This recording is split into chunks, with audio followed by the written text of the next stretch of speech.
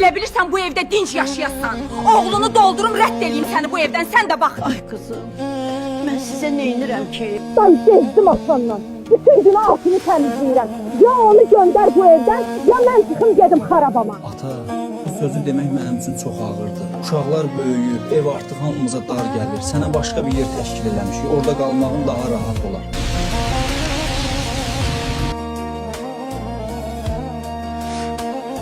Ana, buradakıların hamısı sənin yaşlılarındır. Vaxtın lap maraqlı keçəcək. Biz də həftədə bir dəfə mütləq gələcək. Nə deyə bilərəm ay oğlum? Necə məsləhətdirsə? Ay oğlum, mənim yaşım keçib, siz sağ-salamat olun. Elə söz demə ay ana. Hələ ayağa duracaqsan, sağalacaqsan. Sənin üçün qurban kəsəcək. Kızım, sənə də əziyyət verirəm. Nə əziyyəti? Sən mənim ata əvəzimsən. Ay bala, evdə sizə yük oluram. Qoy gedim rayondakı evdə qalım. Sən mənim atamsan, bu evin ağsaqqalısan. Mən səni hara buraxıram?